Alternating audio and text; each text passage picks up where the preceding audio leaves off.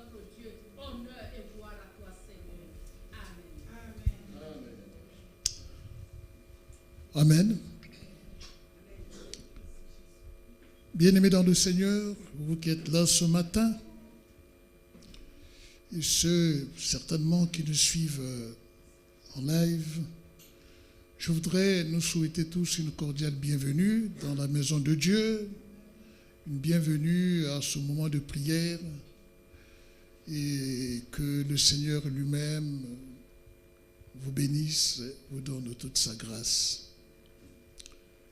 Je ne sais pas s'il y a des personnes qui nous ont rejoints que ce matin, qui sont venus pour la première fois en cellule de prière. Et s'il y a des frères ou des sœurs comme ça qui sont venus pour la première fois ici, je leur demande de bien vouloir se lever de façon à ce que nous puissions leur dire bonjour. Si vous avez l'habitude de venir ici, c'est une bonne chose. Est-ce qu'il y a quelqu'un qui nous rejoint pour la première fois? Alors, je veux vous demander très respectueusement, notre sœur, de bien vouloir vous lever. Et merci, vous êtes déjà debout. C'est quoi votre prénom? Quel est votre prénom? Laurie. Ah, merci. Reste debout. Nous sommes heureux ce matin de recevoir notre sœur Laurie, qui est venue pour la première fois. Certainement, c'est votre mère, celle-là. Voilà. Donc, sa mère est déjà venue ici plusieurs fois. Et aujourd'hui, c'est sa fille qui accompagne sa mère. Comme entre-temps, bien sûr, mon homonyme n'est pas là aussi. Mon homonyme Jean, qui a accompagné sa mère aussi pour venir nous voir. Mais nous le saluons même s'il est au loin. Et nous sommes très heureux de vous recevoir parmi nous. Au nom donc de cette assemblée réunie et au nom de son responsable qui est l'apôtre Louange, je voudrais donc, et à mon nom personnel aussi, je voudrais te souhaiter une cordiale bienvenue parmi nous, que Dieu te bénisse et te garde. Amen. Est-ce qu'on peut acclamer pour la sœur qui nous rejoint? Voilà, c'est une manière pour nous de t'exprimer notre joie de t'accueillir. Vous pouvez vous asseoir. Et sans plus tarder, nous allons, car en fait, clôturer notre thème que nous avons commencé durant tout le séminaire. Depuis mercredi, jeudi, vendredi, nous avons été ici pour passer un moment d'entretien, un moment d'enseignement, un moment d'instruction. Nous nous sommes beaucoup instruits sur le thème les blocages de la vie. Nous les avons vus et je veux juste rappeler le texte de base que j'avais pris. Et quoi ce texte? Que fait ce texte sur la notion du blocage? Mais c'est un texte qui a été très important pour nous parce que c'est le texte qui nous indique celui qui est à l'origine des blocages, le blocage de la vie. Donc dans Genèse, le chapitre 2, le verset 15, je lisais ceci, si vous me permettez.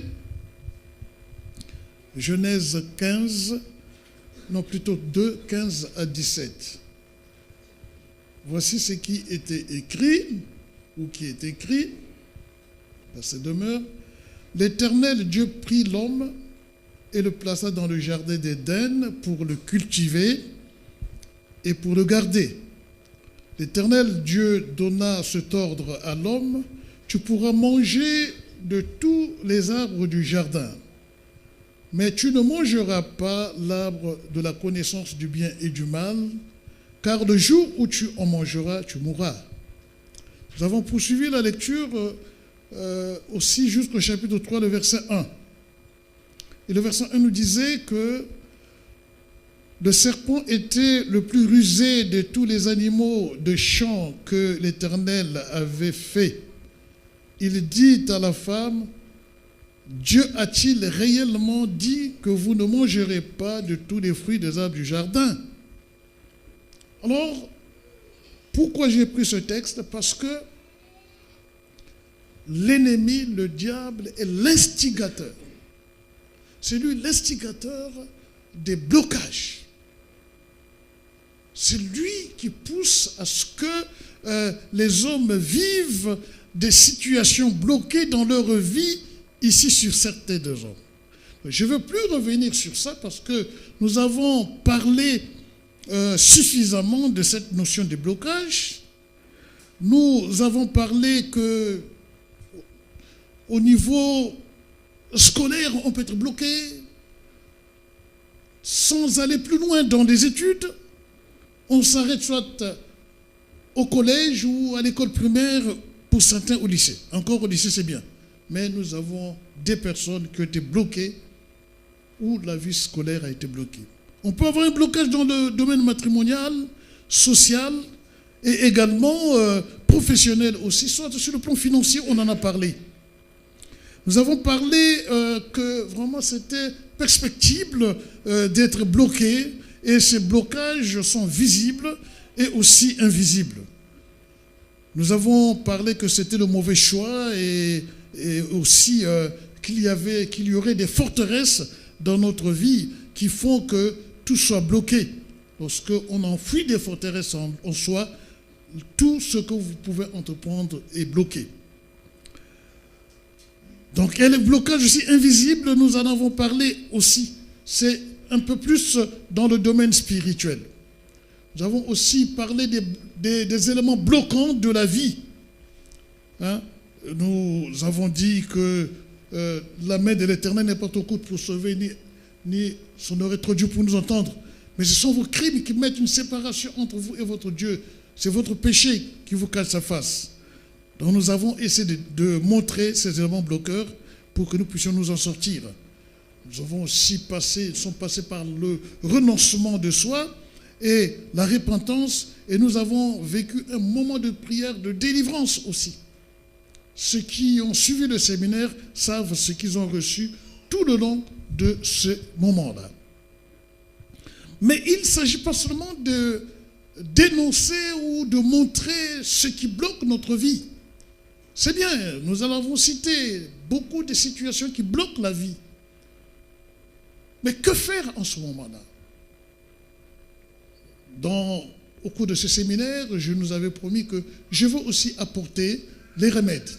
Où vous parlez des remèdes, c'est-à-dire des solutions ou des médicaments nécessaires pour pouvoir justement faire face à ces blocages.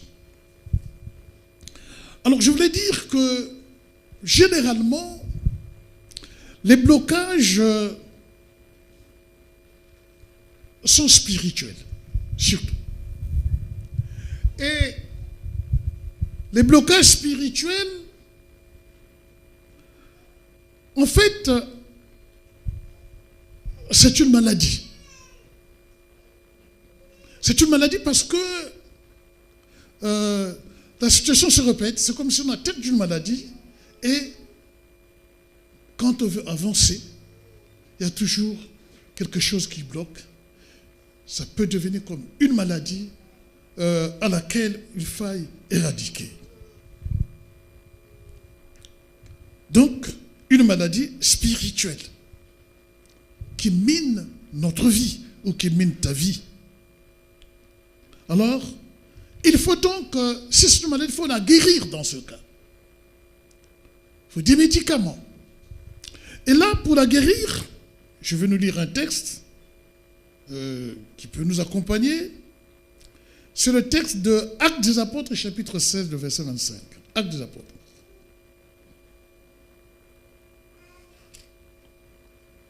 Actes des Apôtres, chapitre 16, le verset 25. Je lis au nom du Seigneur.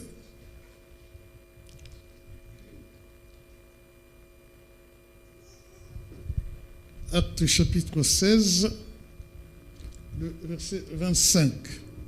Le temps que je me trouve. Vers le milieu de la nuit, Paul et Silas priaient et chantaient les louanges de Dieu. Les prisonniers les entendirent. Et tout à coup se fit entendre un grand bruit, un grand tremblement de terre, en sorte que les fondements de la prison furent ébranlés. Au même instant, tous toutes les portes s'ouvrirent et les liens de tous les prisonniers se brisèrent ou furent rompus. Donc nous voyons ici Paul et Silas qui sont emprisonnés.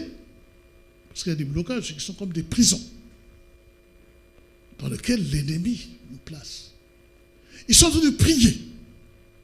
Et pendant qu'ils sont en train de prier, la libération, la délivrance arrive. C'est pour nous montrer que aucun blocage ne peut résister devant la prière. Il n'y a que par la prière que nous pouvons débloquer certaines situations, et c'est ce que nous avons fait ici le vendredi. Nous avons prié. Il n'y a pas un médicament. Il n'y a pas autre chose, mes bien-aimés. Mais c'est la prière. Si c'est une maladie chronique que tu as, qui te bloque d'avancer, ce matin, pendant que nous sommes en train, tout à l'heure quand nous étions en train de faire la louange, vous avez vu sortir des chaises de sœurs qui sont venues danser comme l'a fait David devant l'Éternel. C'est dans leur droit de danser, chanter, se réjouir. La Bible est claire, dit « Réjouissez-vous dans le Seigneur, réjouissez-vous toujours dans le Seigneur ». Dans le Seigneur, nous devons nous réjouir aussi. Mais je pense que chacune d'elles, en venant chanter, rendre la joie à Dieu, chacun sait pourquoi je viens rendre cette joie au Seigneur. Je donne juste un petit exemple d'une d'elles. Parce qu'elle a déjà témoigné ici, voilà pourquoi je le dis. Quand la sœur, notre sœur, la diaconesse Victoire vient danser ici, bien sûr, en sautillant, en remuant ses jambes, parce qu'elle a vécu un miracle. Je ne sais pas combien d'années, si elle peut me rappeler, qu'elle avait des jambes complètement fichues. Les gens ne voulaient même pas la recevoir chez elle. Parce que ses jambes avaient des plaies comment dirais-je, qui sentaient et qui dégageaient vraiment d'odeur. On ne pouvait pas la recevoir chez elle. Et par la grâce de Dieu, ça fait combien de temps, Maman Victoire? 40 ans. Des plaies et des plaies très graves. On l'aurait même dû imputer les jambes. Je ne peux pas l'inviter pour nous les montrer. Parce que je peux l'inviter pour vous les montrer et ceux qui suivent comprennent. Ce n'est pas pour l'exposer, mais c'est pour montrer. Viens, Maman Victoire. C'est pour montrer comment Dieu est puissant. Parce que parfois, des choses, quand nous disons, les gens ne réalisent pas. Mais quand nous avons en face cette situation, moi-même, j'aurais dû avoir aussi les jambes amputées. Comment? L'hiver arrive. Elle ne peut pas montrer parce qu'elle a mis son collant en dessous. Par respect, on ne peut pas. Mais si elle vous montre ses jambes, vous allez voir comment d'abord elles ont une couleur qui n'est pas habituelle. C'était pas comme ça, c'était des plaies, ces deux jambes. Vraiment, on ne pouvait pas. 40 ans comme ça. Peut-être un moment, elle a dû se dire, mais pourquoi cette situation ne s'arrête pas? Pourquoi je ne guéris pas? Et pourtant je prie, je jeûne. Des hommes de Dieu ont prié, ont fait des impositions des mains. Mais comment cette situation? Comme je l'ai dit, peut-être quelqu'un dit, mais je ne comprends pas. Pourquoi ce blocage-là? Pourquoi ma situation est bloquée? Je dis, sincèrement par respect, ce n'est pas pour l'exposer, mais c'est pour nous montrer que notre Dieu le Dieu que nous prions, il guérit. Là où la médecine est incapable, Dieu est capable. Pendant 40 ans, vous pensez qu'il n'a pas consulté des médecins. Il a consulté des médecins. Mais quand le temps de Dieu était arrivé, elle était guérie. Toute la situation était débloquée. Donc, le blocage est comme une maladie. Qu'est-ce qu'il faut faire? Est-ce qu'il faut laisser la situation pourrir comme ça? Non. Il faut se lever un bon jour, commencer à combattre. Il faut commencer à combattre cette maladie, ce blocage. Ne laisse pas qu'une situation te bloque. Lève-toi et si toute seule ou tout seul tu ne peux pas, cherche donc tes frères ou le responsable de l'église. La Bible est claire. L'apôtre Jacques le dit. Quelqu'un parmi vous est-il malade, qu'il appelle les anciens de l'église. Je dis bien les anciens de l'église. À Épargne, nous savons qui est ancien. Ce n'est pas les anciens que non, par rapport à l'âge et tout ça, bon, il est ancien. Non. Ou par rapport à ce qui soit la Dieu du pasteur, non.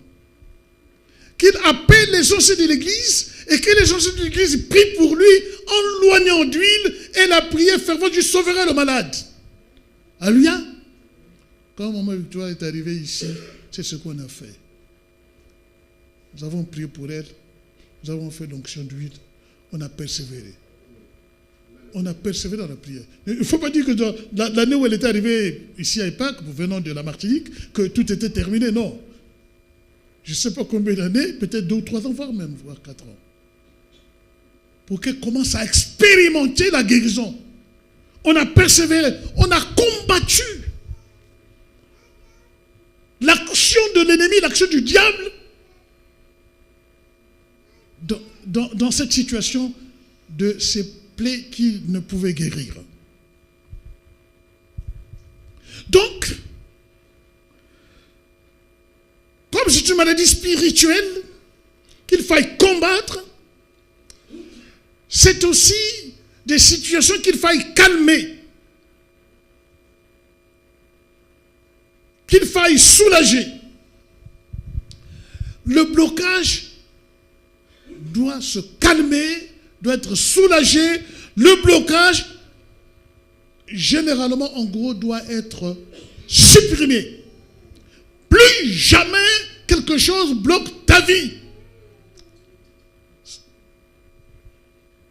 J'en appelle ici au souvenir, ou disons à la connaissance qu'a l'apôtre Louange.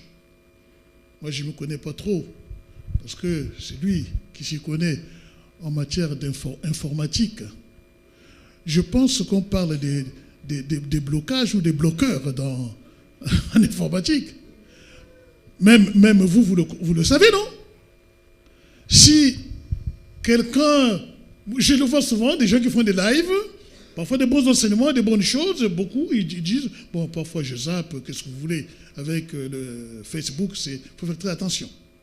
D'ailleurs, en ce qui concerne Facebook, en ce qui concerne toutes ces choses, le Seigneur m'a parlé, j'ai fait le témoignage une fois à Langon. Vous entendez souvent? Alors, puisque tu viens m'embêter sur mon live, je vais te bloquer. Vous aussi, vous bloquez les autres, non? Vous bloquez les gens, non? Ah, vous êtes des bloqueurs aussi. Ah non, tu m'envoies trop de messages que j'aime pas, je te bloque. Bon, entre nous, soi-disant, qui n'a jamais bloqué quelqu'un ici sur son portable? Celui qui n'a jamais bloqué quelqu'un sur son portable, lève la main. Moi, je reste mes bras croisés parce que je sais pourquoi. Moi aussi, il y a des gens que j'ai bloqués. Mais pourtant, ce n'est pas bon de bloquer. Mais là, pour cette circonstance, il faut bloquer. Quelqu'un qui vient t'embêter, qui t'envoie des paroles qui ne sont pas bonnes, tu le bloques. Mais ici, il est question de blocages spirituels. Parce qu'il y a des blocages aussi qui sont des blocages matériels avec. Et c'est à la fin. Des blocages que nous rencontrons sur la route.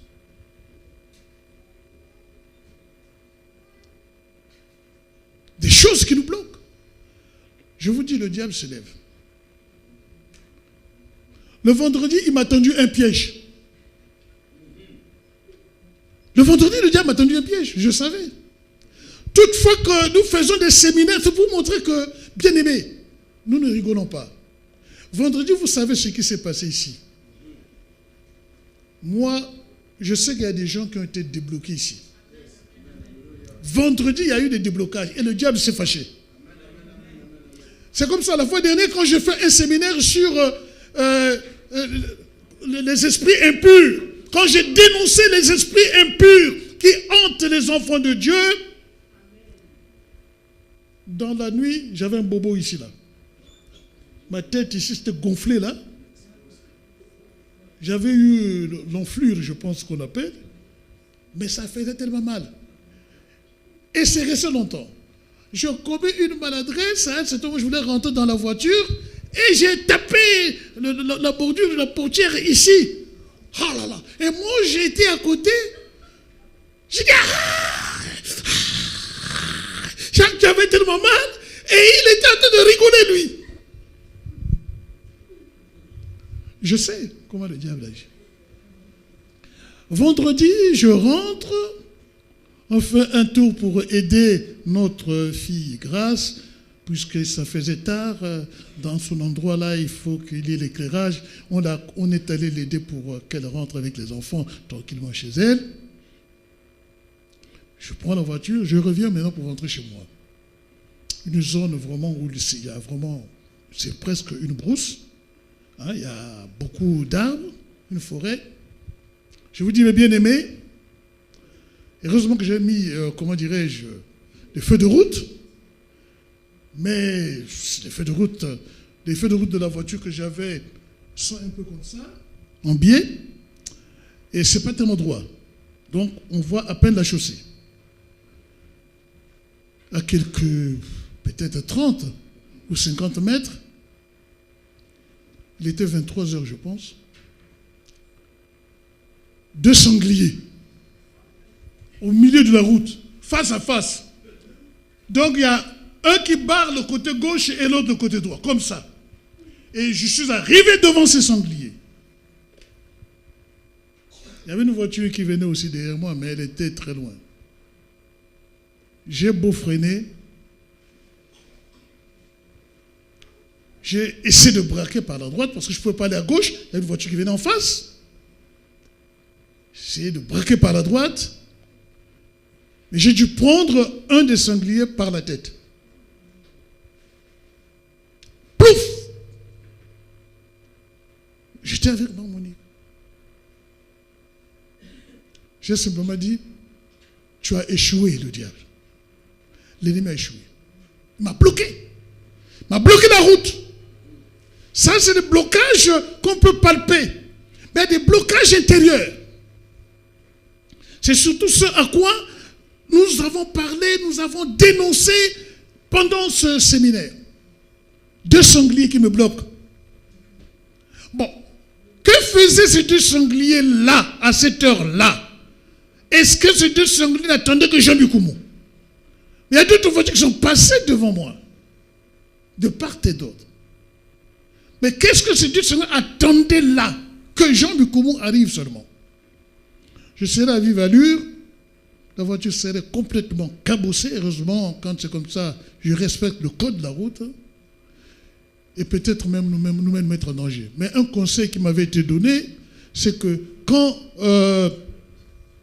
vous surtout les sangliers, hein, s'il arrive que vous tapez sur le sanglier comme ça dans un endroit très sombre, faites attention. Ne descendez pas de la voiture. Parce qu'après, ces sangliers reviennent à la charge. Ça peut être dur pour vous. Alors, mes bien-aimés, il faut combattre. Il ne faut pas laisser l'ennemi nous hanter, l'ennemi comment dirais-je, nous atteindre. Il faut le combattre. Il faut supprimer, c'est notre tour de le bloquer, il faut le bloquer. Dans les lieux arides, là où il est, là où il attendra son jugement. Ça, ce sont des remèdes qu'il faut utiliser. Ne laissez pas la situation pourrir. Ne laissez pas une situation vous bloquer. Non, combattez. Pendant que ça me vient à l'esprit, et ça, c'est une des sœurs qui m'avait fait cette, comment dirais-je, une sœur que j'aime bien, qui m'avait également exhorté dans ce sens. Bien-aimé, à compter d'aujourd'hui, tu dois refuser les découvertes. Tout le temps ton compte en rouge, c'est pas bon. Il ne faut plus entrer en découvert. Comme avait dit l'apôtre Louange ici, si tu n'as rien, tu n'as rien. J'attends, je souffre. Dans certains pays, surtout les nôtres en Afrique, il y a certains pays où tu n'as même pas un compte bancaire. Mais comment ils font? Comment ils vivent? Sauf quelques fonctionnaires d'État, moi j'avais, c'est vrai, un compte, à la Poste aussi. Et mon épouse en avait à la BCC, Banque commerciale congolaise. Mais il y a, ma mère n'a jamais connu de compte, ni mon père. Il y a aussi des personnes jusqu'à aujourd'hui qui n'ont pas de compte bancaire. Mais comment font ces personnes-là? Comment elles font? Et toi, tu es toujours à découvert. C'est très grave d'être toujours en découvert, ou d'être même en découvert. Parce que vous travaillez pour la banque. Frais d'intervention. Le peu que tu as, les quelques 100 euros qui sont rentrés, et on enlève 25 euros d'intervention. Il faut boucher encore le trou. Parce que c'est bon tout le temps, frais d'intervention. Des frais pour comment dirais-je, l'irrégularité. C'est un blocage de l'ennemi. Il ne veut pas que tu puisses maîtriser tes finances, que tu sois bien. C'est un blocage financier. Alors, bien-aimé, qu'est-ce qui doit se passer? Puisque les blocages sont presque, ou disons, spirituels. C'est l'action de l'ennemi. J'ai fait état ici du texte de Genèse.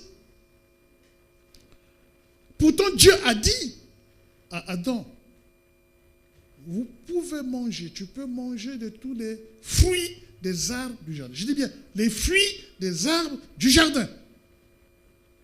Quant à l'arbre qui est au milieu, tu n'en mangeras pas ses fruits. Le jour que tu en mangeras, tu mourras. Le diable s'étant rebellé dans le ciel, se sentant déjà mis de côté, il dit, je vais aller m'en prendre à la créature, à l'homme que Dieu a mis dans le jardin d'Éden. Il est venu. Personne, j'ai mis ma personne, Dieu n'a jamais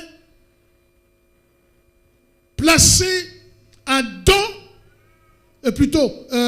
Satan dans le jardin. Il y a des gens qui enseignent ça. Je sais pourquoi je dis ça. Nous sommes suivis. Mais vraiment, ces gens n'ont qu'à bien réviser leur manière de comprendre les textes bibliques. J'ouvre une petite parenthèse. Parce que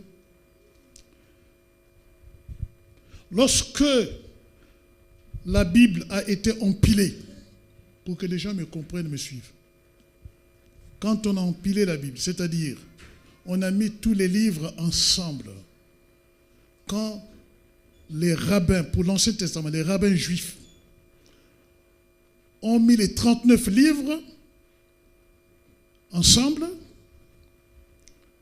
pour reconnaître que tel livre est inspiré, que tel livre, on peut les mettre ensemble avec les autres livres. Il y a dans les études bibliques ou dans la formation biblique, pour ne pas dire la formation théologique, quelque chose dont je vous dis ici, parce qu'il faut bien expliciter les choses, il y a la formation du canon de l'Ancien Testament qu'on appelle la formation du canon, c'est-à-dire tous les livres qui devaient être canoniques, acceptables. Parce que beaucoup de livres ont été écrits, mais il fallait sélectionner des livres justement qui étaient inspirés parce qu'il y avait des faux livres. Et quand même le conseil de Yamina s'est retrouvé pour mettre des livres acceptables, comme canoniques, comme les livres inspirés, il y avait un canon des Écritures qu'on appelle, et il fallait que ces livres obéissent aux critères de canonicité, c'est-à-dire aux critères d'acceptabilité. Et il y a au moins 5 critères de canonicité qu'on appelle. Ceux qui sont érudits de la parole de Dieu savent ce que je suis en train de dire. L'Église doit être instruite parce qu'aujourd'hui il y a des faux. Il y a beaucoup de faux. Donc, le premier critère, c'était la Torah. Ça, c'était le premier critère. Vous connaissez la Torah? C'est les 5 livres, notamment de Moïse, qu'on appelle le Pentateuque. Donc, tous les autres livres devaient obéir aux 5 premiers livres, Genèse, Exode, Lévitique, Nombre et Deutéronome. Si un livre désobéissait ou un livre venait en contradiction avec la Torah, ce livre n'était pas accepté dans le canon des Écritures. C'est-à-dire, le livre n'était pas canonique. Ce n'était pas acceptable. C'est le premier critère de canonicité. Donc, si ce que dit Ézéchiel et Isaïe contredisaient la Torah, le livre d'Ésaïe et d'Ézéchiel ne serait pas accepté. Ou, je pense à Ézéchiel et Ézéchiel et Ésaïe qui parlent, tu étais chérubin protecteur en Éden. Mais quand il dit tu étais chérubin protecteur en Éden, lisez très bien mes bien-aimés, il n'est pas question de Satan qui était chérubin protecteur. Dieu n'a jamais placé Satan dans l'Éden pour protéger le jardin d'Éden. Mais c'est clair, mes bien-aimés. Jamais, au grand jamais. Lancez-moi un défi, s'ils veulent, ils n'ont qu'à m'inviter sur une tribune, nous allons en discuter. Où c'est écrit, peut-être le critère de canonicité, c'est la Torah. Où c'est écrit dans la Torah que Dieu avait placé Satan dans le jardin d'Éden pour le garder. Mais n'accepte pas de n'importe quoi. Moi, je souffre quand j'entends des choses comme ça. Il est question de l'homme, le roi de Tyr et le roi de Babylone. L'homme, il voit l'homme Adam qui a péché dans le jardin d'Éden, qui était chérubin protecteur. C'est à lui que Dieu a dit, je t'établis pour protéger le jardin d'Éden et le cultiver. Est-ce que c'est faux? À qui on a dit de cultiver le jardin d'Éden et de le garder? Quand on te dit tu as gardé, ça veut dire quoi? Mais c'est pour le protéger, non? Garder, ça veut dire quoi? Quand tu es gardien, c'est pour surveiller, non? Et puisqu'à cette époque, Adam était chérubin avec des ailes déployées. C'est à lui qu'on avait donné de garder le jardin d'Éden, de garder Éden. Donc il est question de l'homme dans Ésaïe et dans Ézéchiel. Il s'adresse au roi de Tyr. Pourquoi je dis ça? Parce que Dieu dit à Adam, tu peux manger de tous les arbres, de tous les fruits des arbres du jardin. Mais quant à l'arbre qui est au milieu du jardin, tu n'en mangeras pas. L'arbre de la connaissance du bien et du mal. Le jour où tu en mangeras, tu connaîtras le bien, tu connaîtras le mal, et alors en ce moment-là, tu mourras. Et heureusement qu'il y a qui est Jésus, qui est venu nous ramener, qui nous a remis la spiritualité, l'aspect spirituel. Mais voyez ce qu'il fait, sachant que Adam reçoit des directives directement de son père, il passe par Ève pour dire, et là il change. Vous voyez comment le diable est tellement rusé? Il change de langage. Vous a-t-il, il met le doute, vous a-t-il réellement été dit que vous ne mangerez pas des arbres du jardin? Oh, quel menteur à jamais. Bien-aimé, est-ce que Dieu avait dit ça? Dieu a dit à Adam, tu ne mangeras pas de... Hein? Tu peux manger, pardon, tu peux manger de tous les fruits des arbres du jardin. De tous les fruits du jardin, des arbres du jardin. Lui, il vient, il dit, vous a-t-il réellement été dit? Est-ce que c'est ça? Est-ce que vous voyez? Est-ce que c'est comme ça aussi que nous nous comportons? Quand on veut critiquer quelqu'un, est-ce que vous avez entendu? Est-ce que tu ne connais rien, tu ne sais rien de cette personne, tu commences à critiquer, ah oui, tu sais, tu te bloques. C'est pourquoi je disais que ne vous contentez pas des gens qui parlent mal de vous, ils vous bloquent, ils se bloquent eux-mêmes. Que vous ne mangerez pas des arbres. Est-ce que Dieu avait parlé des arbres? Là, c'est Satan qui parle. Voilà pourquoi je dis dans la Bible, ça je le dis à ceux qui sont déjà à l'os, parce qu'il y a des gens qui sont encore au lait. Alors ceux qui sont à l'os, je leur dis, mais dans la Bible, Dieu parle, Satan parle. Dieu a dit que vous ne mangerez pas, et plutôt vous pouvez manger de tous les fruits des arbres du jardin. Satan vient dire, vous a-t-il réellement dit que vous ne pouvez pas manger tous les arbres? Qui a déjà mangé un arbre? Hein? Qui a déjà mangé un arbre? Oui, il y a des tiges parfois qu'on essaie, en Afrique, hein, il y a beaucoup de tiges parfois qu'on peut manger, brouter comme ça. Hein. Il y a même des tiges, il y a des tiges je ne sais pas comment on appelle ça, avec laquelle on peut nettoyer la dent. Hein?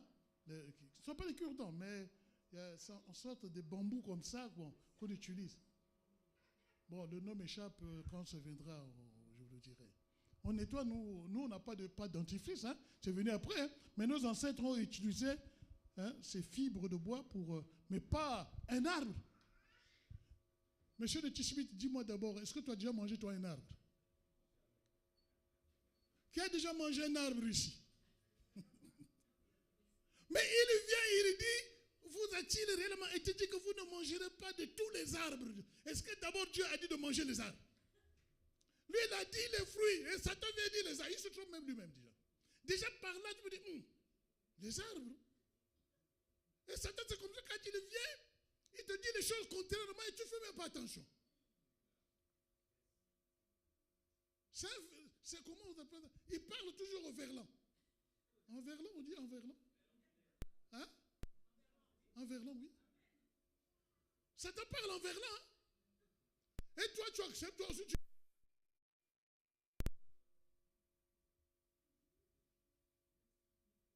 Et beaucoup acceptent le verlan comme ça. Lui, il vient changer. On a dit à Adam des fruits, lui, il vient, il dit à Ève, les arbres. Mais lisez ça, c'est écrit là. Et ça, depuis le jardin d'Éden, c'est son rôle, c'est ce qu'il fait. Il fait chez nous aussi. Donc il faut le combattre. Il ne faut pas le laisser faire. Il faut le combattre.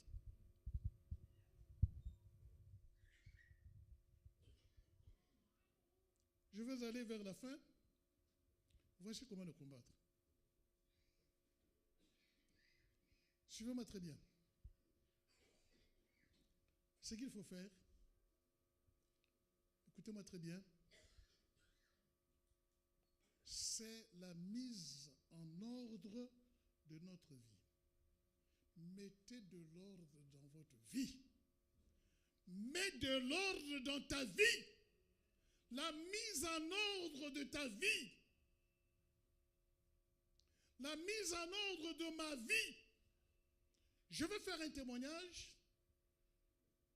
Excusez-moi si ça peut prendre un peu de temps, ce moment, parce que c'est très important.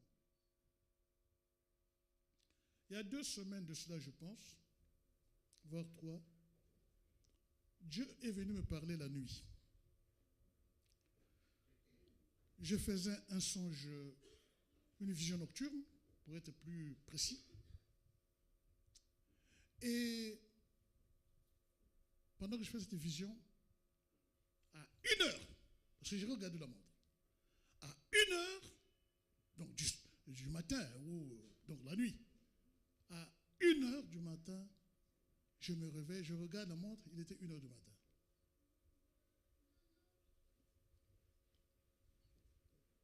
C'est vous qui voyez sur ce témoignage. Je ne voulais pas en parler, mais le Seigneur veut que j'en parle. Je dis que j'ai fait ce témoignage à Langon. Ça va prendre peut-être un peu 5 minutes.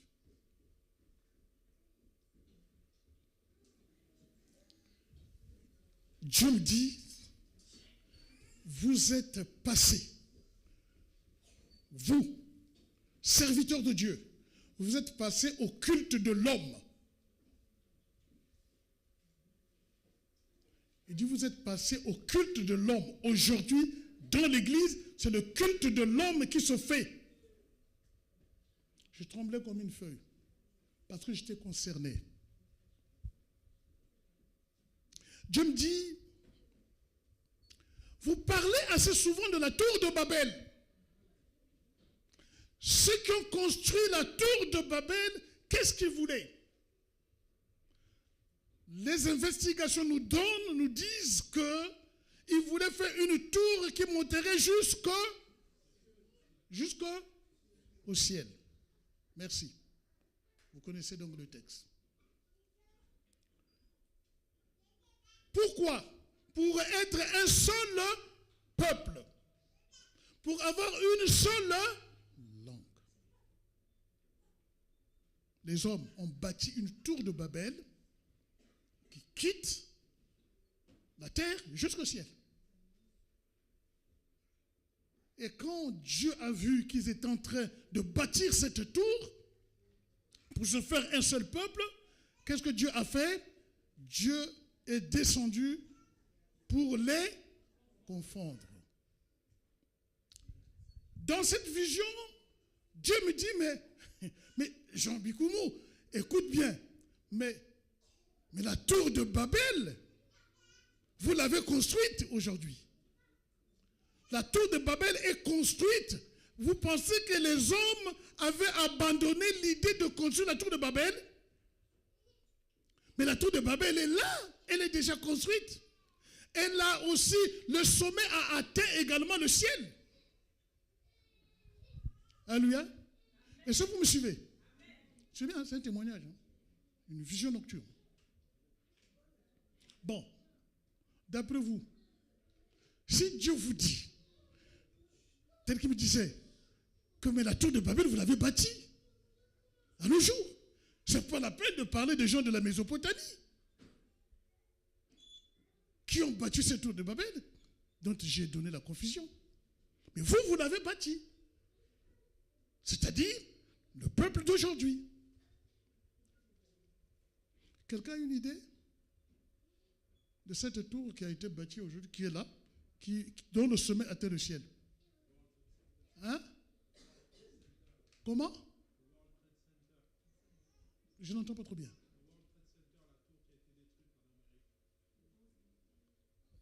Mon frère parle des tours qui ont été détruites en Amérique, les 2 tours jumelles.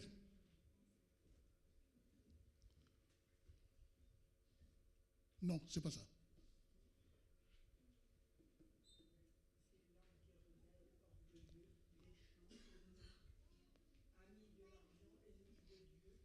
Ne va pas loin parce que tu es en train de chercher à conclure mon texte. Mais c'est le Saint-Esprit qui te conduit, ma soeur. Ça aussi, c'est vrai. Mais la tour de Babel, elle était là, elle était matérielle. Elle était matérialisée. C'est quoi la tour de Babel que nous avons bâtie? Vous allez être surpris. Hein? Méga church. Moi d'abord je ne connais pas ce mot méga church. C'est quoi méga church? Comment les grandes églises? Oui, ça peut en être ça, mais ce n'est pas ça.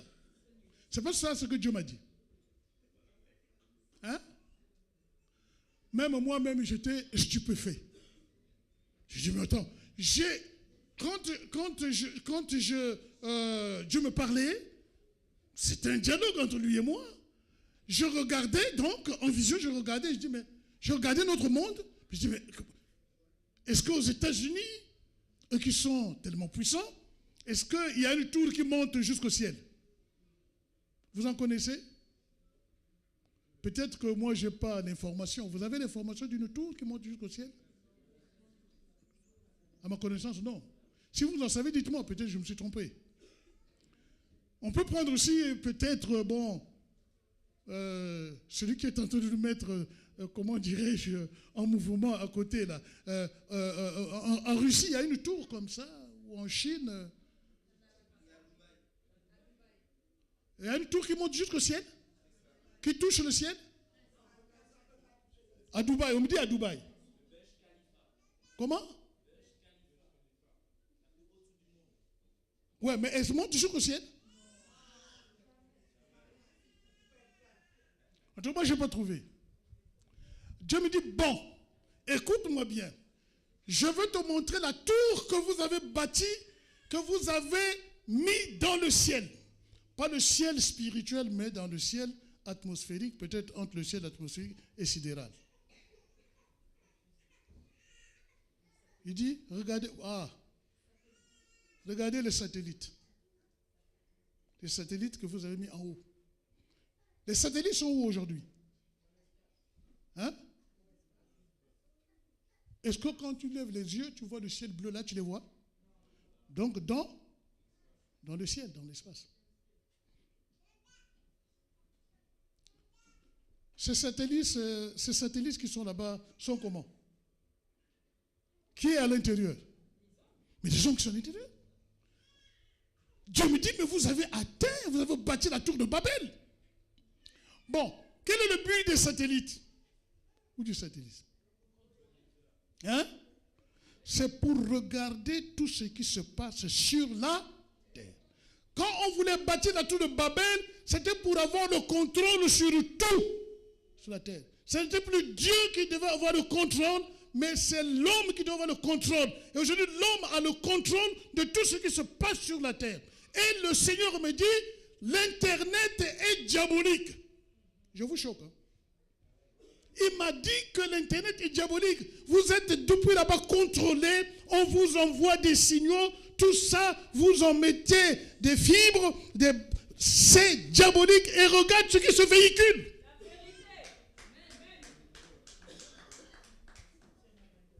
C'est Dieu qui m'a parlé. Regardez ce qui se véhicule. L'Internet aujourd'hui. Pornographie, tout que je ne peux pas citer. Et il me dit, bon, quand je disais que vous êtes devenus, vous faites le culte de l'homme, lorsque vous prenez, déjà, ne fût-ce que, attendez que je trouve quelque chose ici pour illustrer. Je ne l'ai pas prévu, mais heureusement que dans ma Bible, j'ai un peu tout.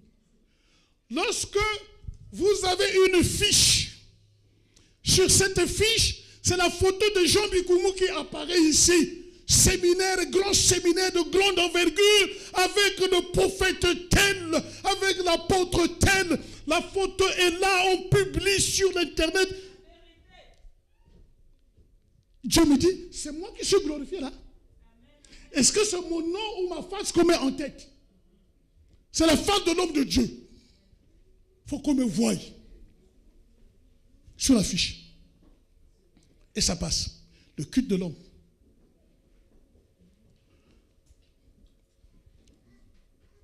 Donnez-moi un portable. Donnez-moi un portable, donnez-moi un portable. Parce que les miens, je les ai laissés là-bas, je les ai oubliés, parce que j'en ai pas besoin ici. Donnez-moi un portable. N'importe lequel. Qui a un portable? Donnez-moi un portable. Merci. Dieu me dit, bon, bien-aimés, ouvrez vos portables.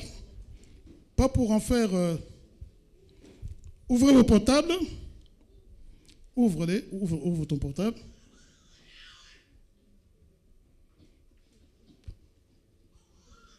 Mets-toi à la page d'accueil. T'as pas.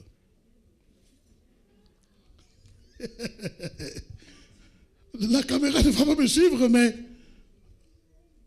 je vous fais passer. Alléluia. Vous êtes en train de voir, non? La page d'accueil. Ouvrez vos portables, regardez vos pages d'accueil. Ne vous inquiétez pas, moi aussi, si j'avais mon portable ici, j'allais vous montrer. Moi aussi, j'avais ma tête ici, là. L'Internet. Tu ne te feras point d'image taillée. Dieu me dit, effectivement, tu l'as dit. Dieu me dit, c'est l'idolâtrie. Tu t'idolâtres toi-même. Tu t'idolâtres toi-même. Parfois, moi, je mettais les photos de mes petits-enfants ici. J'ai changé de statut. Et quand vous lisez sur, comment dirais-je, sur Facebook, oh, la sœur X a changé de statut. C'est-à-dire, c'est une photo, elle est comme ça, ou il est comme ça, qui est là. Elle a changé de statut. L'idolâtrie est rentrée. Je vous dis, je dis ça devant le Seigneur qui m'entend. Il m'a parlé comme ça. Regardez les lives des hommes de Dieu. Aujourd'hui, notre culte passe en direct. N'est-ce pas? La chair avec des trônes. 2 trônes ou 4 trônes qui sont là. C'est l'homme de Dieu qui pavane. Alléluia, alléluia, alléluia. C'est lui qu'on voit. Ils veulent qu'on les voie. C'est le m'as-tu vu? C'est ce que Dieu m'a dit. Le m'as-tu vu? Le culte de l'homme. Vous faites le culte de l'homme. Vous êtes dans une pleine idolâtrie. Vous ne vous rendez pas compte. Dieu m'a dit beaucoup de choses. Plein de choses. À 1h du matin. Est-ce que Sephora va dans le bureau? Tu vois mon petit sac noir, prends mes 2 portables qui sont là. Pour dire que je dis vrai. Ce n'était pas prévu. Dans mon petit sac noir là, il y a 2 portables, tu me les amènes. Je me réveille à 1h du matin. Je tremblais. J'avais tellement peur de tout ce qu'il m'a dit. Vous vous êtes bâti vous-même votre tour de Babel. Vous êtes devenus des dieux. Vous savez, j'ai quand même ce côté-là, quand le Seigneur me reprend comme ça ou me montre ce genre de choses, je commence par moi-même. Ceux qui ont peut-être mon Facebook, qui me suivent un peu peut-être, vous n'avez pas constaté quelque chose? C'est vrai, vous n'avez rien constaté? Donc vous ne nous suivez même pas, c'est pas grave. Non, pas bloqué. Amen. Il y a un portable qui me sert pour faire le code du disciple. Et là, il est personnel. Voici ma page d'accueil. Qu'est-ce que vous voyez là? Oh, si, il y a quelque chose. Ah. Qu'est-ce que vous voyez là? Là? La chair? Qu'est-ce que vous voyez là?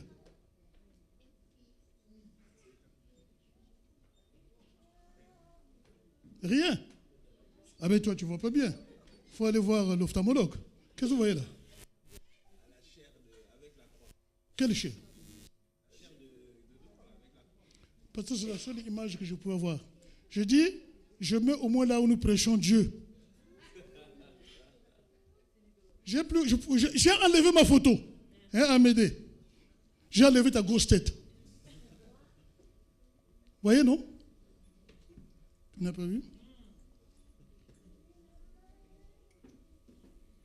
J'ai commencé à faire le ménage à moi-même. Et c'est parti très loin. Parce qu'il ne s'agit pas de prêcher seulement sur les autres, mais ça, c'est le deuxième portable. Je suis riche des portables, hein, ne vous inquiétez pas.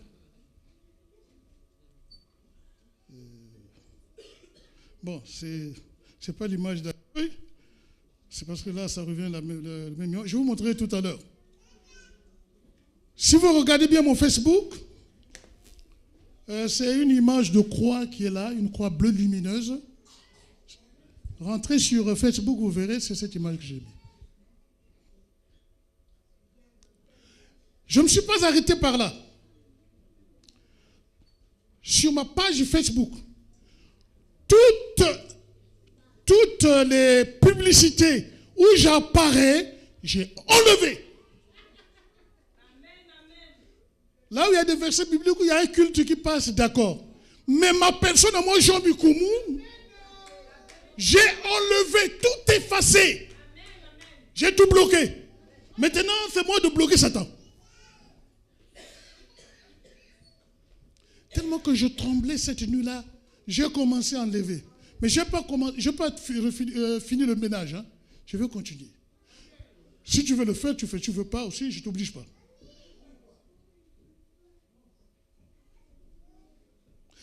Bien aimé, le Seigneur me dit, maintenant là, si j'étais venu pour enlever l'église, tu ne serais pas parti.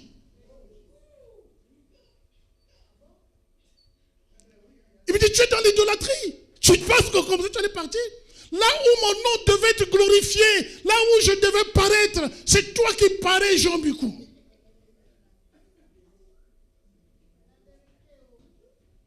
Je tremblais toute la nuit. Je commençais à faire mon ménage, mes bien-aimés.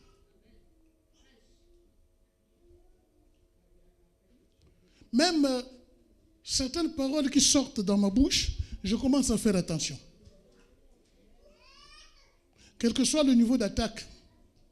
Mais quand une personne m'agresse, je préfère fermer la bouche, ne rien dire. Ce n'est pas de l'acheter, mais j'ai pas envie de proférer quelque chose qui ferait mal à quelqu'un. Le Seigneur m'a amené très loin. Il y a certaines choses que je ne veux pas dire ici parce que c'est très confidentiel. Mais je le ferai.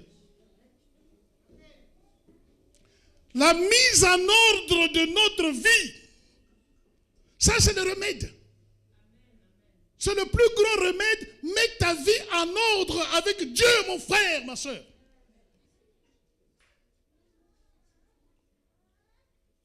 C'est là qu'intervient le combat spirituel. Alors, lisons dans 2 Timothée chapitre 3, le verset 1 à 9. 2 Timothée. J'aurais souhaité que quelqu'un vienne m'aider à faire la lecture parce que tellement que j'ai beaucoup parlé, je demande également à Maman Victoire de m'amener un peu un verre d'eau parce que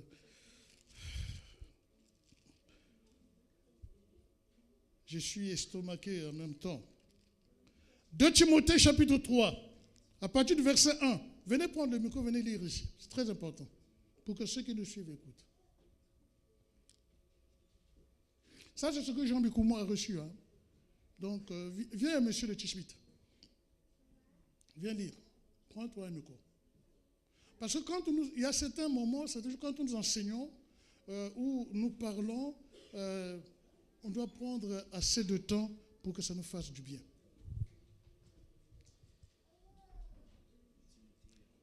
De Timothée, chapitre 3, versets 1 à 9. Écoutez bien cette lecture. Je lis au nom de Jésus. Sache que dans les derniers jours, il y aura des temps difficiles. Sache que, toi, c'est pas seulement Timothée, moi aussi, hein, quand Dieu m'appelle, ce qu'il m'a dit. Hein. Non, ouvre ta Bible, tu vas continuer à lire. Sache que dans le dernier temps, il y aura des temps difficiles. Quand je suis sorti de cette vision, avant que je ne sorte, le Seigneur me montre ce texte-là. Il me dit, va dans 2 Jean, chapitre 3, verset 1 à 9.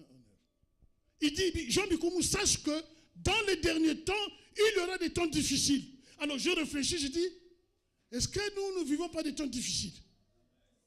Qui savait que nous sommes même à l'orée de déclenchement de la bombe nucléaire? Hein? Les temps sont difficiles ou pas? Et le gazoil qui monte, et tout. Continue la lecture. Car les hommes seront égoïstes. Des hommes seront égoïstes. Amis de l'argent. Attends, il n'y a plus d'égoïstes.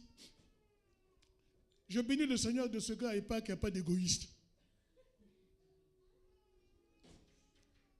Dans les temps de toutes les choses difficiles, c'est-à-dire les hommes seront égoïstes.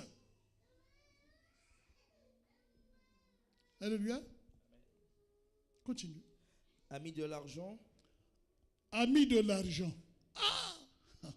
Il y a des gens, il suffit qu'il lui manque 1 centime sur son compte. C'est comme si tu l'as même tué. Des gens qui contrôlent jusqu'à 1 centime. Même jusqu'au centime des enfants. L'appel des enfants est devenu votre appel à vous. Eh oui. Amis de l'argent. Merci. Il y a maman Victoire qui est d'aller me chercher déjà de l'eau. Continue. Excusez-moi. Fanfaron. Fanfaron. Moi, on ne me touche pas. Je suis l'apôtre de l'EPAC. Hein. Attention, il faut me toucher. Moi, on ne me touche pas. Fanfaron. Pour rien. Continue. Hautain. Blasphémateur.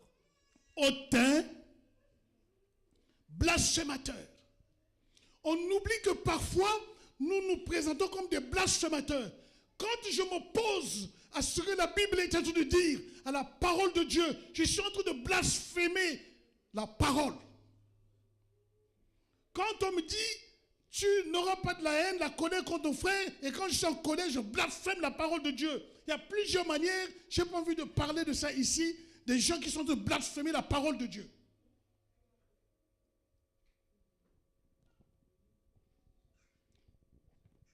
Hein? Il est dit quand la femme prie, elle doit avoir la marque de l'autorité dont elle dépend.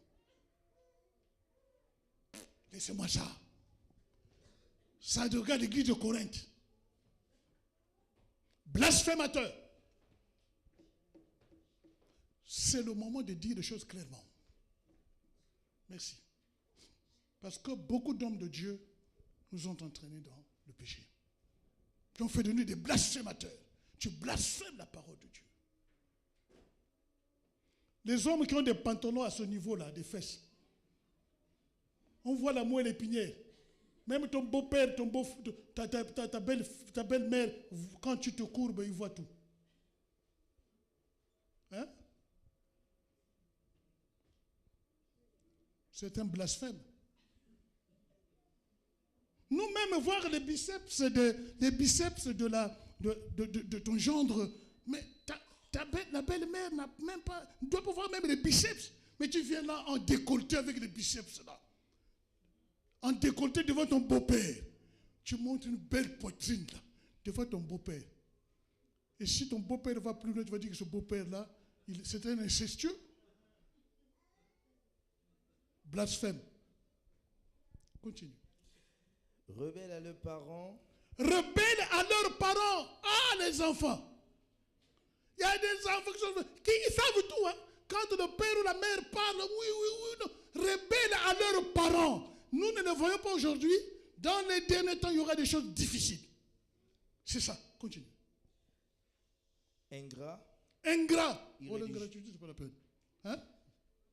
Irréligieux. Irréligieux. Oh oui, mais ça, c'est la religion. Ça, non, vous bourrez la tête. Non, ça, irréligieux. Même des chrétiens. C'est pas moi qui le dis, hein. C'est Paul qui est en train d'écrire. Continue. Insensible. Hein? Insensible. Insensible. Un de nous est malade et en difficulté. On n'est même plus sensible de compatir à la douleur de l'autre. Jésus dit, j'étais malade, j'étais hospitalisé, tu n'es pas venu me voir. Jésus, mais attends, Jésus, toi tu es malade et je ne vais pas te voir. Mais quand tu n'es pas allé voir ton frère, tu n'as pas eu cette sensibilité de cœur pour rendre visite à ton frère, ta soeur qui est malade. Hein? Ça n'existe pas aujourd'hui. Continue. Déloyaux. Alors la loyauté, ça, des tromperies terribles. Hein? Hein? Déloyaux. Les déloyaux, il y en a nombreux dans les églises. Nous, c'est vrai que nous ne pratiquons pas la dîme. Nous avons dit la collecte diaconale, donne comme tu as consenti dans ton cœur, mais au-delà de la dîme. toi-même. Je pense qu'il y en a qui font même 1 an. La collecte, la trésorière est là pour nous le dire. On ne voit même pas où passe leur contribution pour l'avancement de l'Église, pour les missions de l'Église. Collecte diaconale dans la poche. Et ne sois pas surpris que tu aies des découvertes. Hein? Découvert en découvert, situation sur situation. Eh oui. Parce que tu trompes Dieu. Dans tes bienfaits. Continue.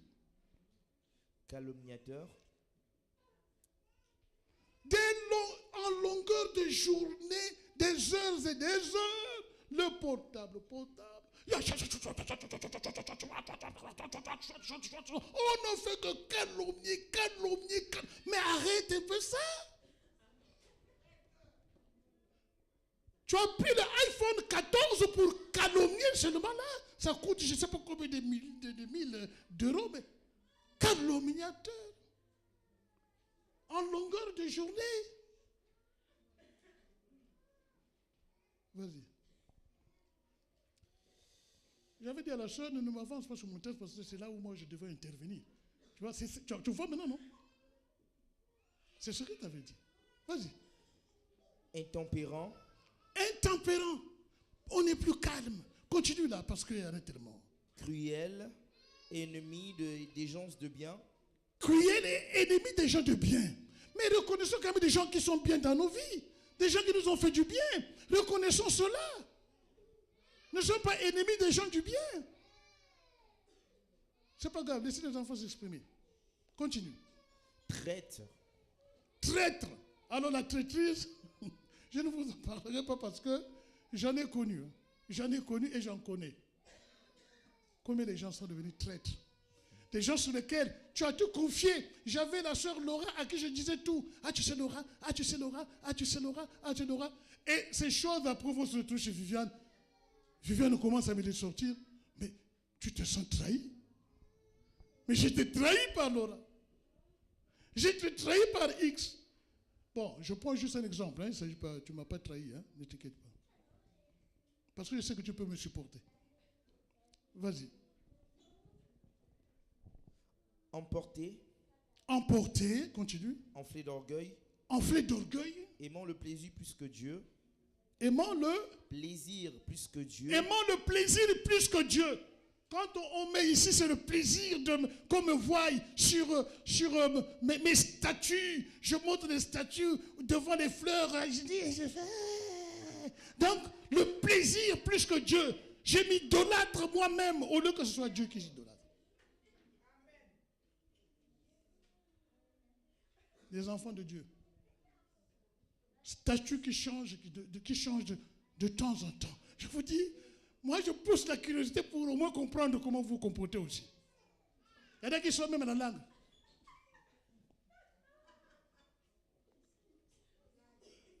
Oh, je m'excuse de sortir la langue, mais c'est triste. Continue là. Vous voyez comment la parole de Dieu nous reprend? ayant l'apparence de la piété, mais reniant ce qui est en fait la force. L'apparence de la piété. Jean Bikoumou, en col pastoral, là bien, en col ministère, il est là. L'apparence de la piété. Mais quand vous creusez là, oh là là là là là, vous êtes même surpris. Ça là, lui, pasteur, lui, apôtre. Mais l'apparence de la piété, c'est celle-là l'apparence de la piété. Intérieur, il n'y a rien. Là, je prends l'exemple sur moi-même, pour vous mettre plus à l'aise. Continue.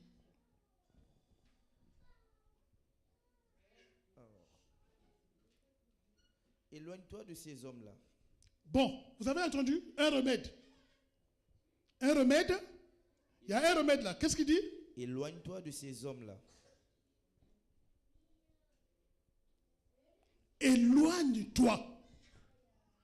Le conseil est là. Éloigne-toi de ces hommes-là. Mais il ne faut pas les haïr. Tu prends seulement la distance. Tu t'éloignes. Je peux venir dire quelque chose. Élie, par exemple, qui est là, me dit quelque chose. Oui, j'ai compris, Élie. Ça va. J'ai compris.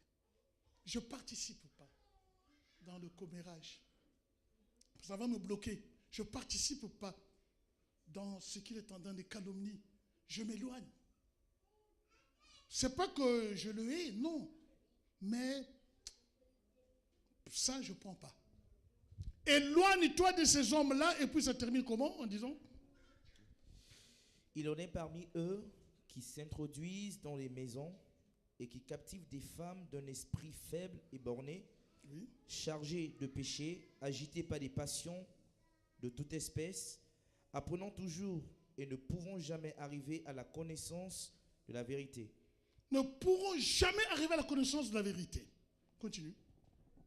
De même que Jeannès et Jambres De même que Jeannès et Jambres. Qu'est-ce que Jeannès et Jambres ont fait? s'opposèrent à Moïse. S'opposèrent à Moïse. Que des gens, des frères, des enfants de Dieu qui s'opposent au message, à la parole de Dieu que leur apportent les ouvriers que Dieu a mis devant eux. Jeannès et Jambres se sont opposés à Moïse. Il y a des opposants là. Au lieu d'aller faire la politique, vous allez vous opposer à Macron, vous venez vous opposer à nous, qui prêchons la parole de Dieu. Il y a des Jeannès et des Jambres, c'est pas moi qui le dis, c'est dit là, qui s'opposèrent à Moïse. Continue là. De même, ces hommes s'opposent à la vérité. De même, ces hommes s'opposent à la vérité. Étant corrompus d'entendement, Corrompus d'entendement, reprouvés en ce qui concerne la foi. reprouvés en ce qui concerne la foi. Voyez-vous? Vous avez la suite vous-même. Merci. Je me reste encore un peu là. Ça, c'est un remède. Un autre remède avant que je ne conclue. Je ne concluse. Ou je ne conclue, pardon. Dans le psaume 1, c'est un psaume que j'aime bien, que j'ai également, je donne conseil aux ceux qui sont à l'école des disciples.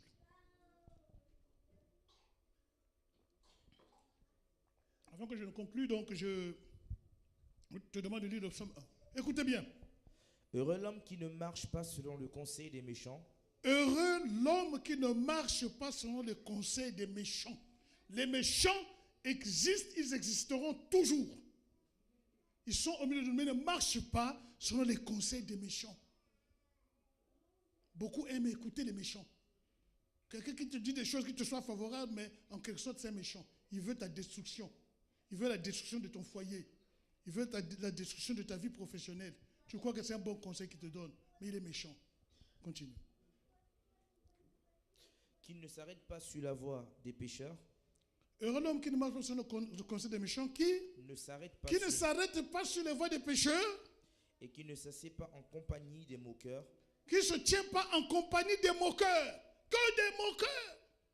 On se moque des Pâques, on se moque. Oh, vous savez là-bas, ils sont restés que deux là. Il n'y a que deux qui sont restés les Pâques là. Il n'y a que deux. Quand tu arrives, à peu près tu vois Viviane et tu vois Tiffany, Lévi quelque part, Merba. Des moqueurs. Vous vous moquez de l'œuvre de Dieu. Est-ce que vous vous moquez des Pâques de Jean de Koum ou de Dieu? C'est l'œuvre de Dieu, ça ne m'appartient pas. Ne t'assieds pas en compagnie des moqueurs. Oui? mais qui trouve son plaisir dans la loi de Qui l'Éternel. trouve son plaisir dans la loi de l'Éternel. Mon frère, ma soeur, trouve ton plaisir dans cette loi-là. Amen. Voilà, le plaisir c'est là. Tu peux t'arrêter là, et puis vous connaissez le texte. Parce que tu seras comme un arbre planté près d'un courant d'eau qui donnera son fruit en sa saison. Il y aura toujours des fruits que tu vas donner. Je vous les donne juste à méditer. Le texte de Luc, chapitre 10, verset 19. Matthieu 4, 23. Pour ne pas abuser de votre temps. J'aurais dû les lire. Luc 10, 19, notez. Matthieu 4, 23. Je termine en disant ceci. Après avoir écouté tout cela, depuis le séminaire jusqu'à aujourd'hui,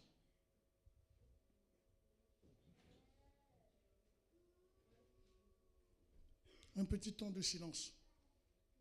Excusez-moi de sortir de l'écran, mais souvent c'est comme ça.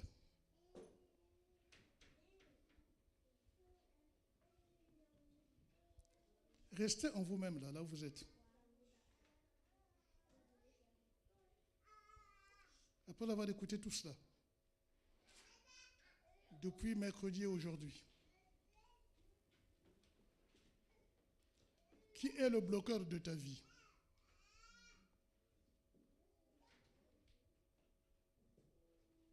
Qui est le bloqueur principal de ta vie? Il y a déjà une qui a répondu, j'ai entendu, elle a répondu un peu en silencieux ou silencieuse.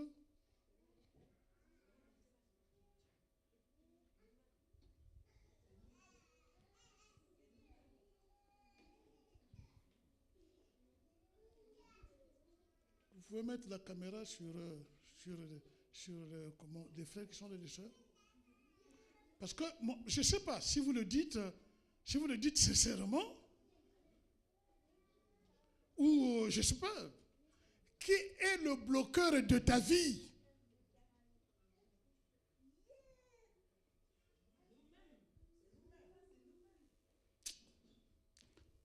Le seul endroit où je trouve que Paul, bien sûr, il a fait pour ne pas se glorifier, il a utilisé la première personne du pluriel.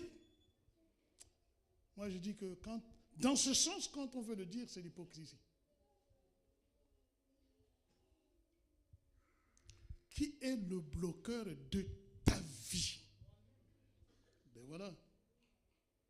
Moi, je pose la question, qui est le bloqueur de ta vie? Tu dis nous-mêmes. Tu réponds bien là. Hein? Je suis moi-même, Jean Bikoumou, le bloqueur de ma vie.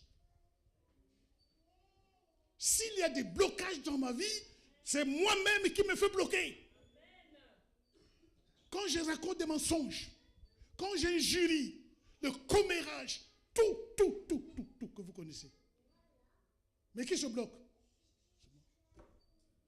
La Bible dit, bénissez, ne maudissez pas. Moi, je maudis. Qu'est-ce que je me fais là? Je me fais bloquer.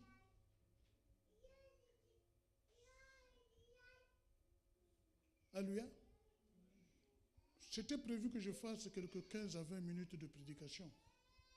Mais vous savez le Saint-Esprit. Tu es le bloqueur, la bloqueuse de ta vie toi-même. Tu es toi-même le bloqueur, la bloqueuse de ta vie.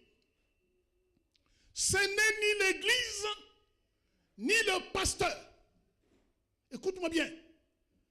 Ce n'est pas l'église qui te bloque. Dans cette église-là, moi je suis resté plusieurs années, il n'y a pas de bénédiction. Faux! Menteur.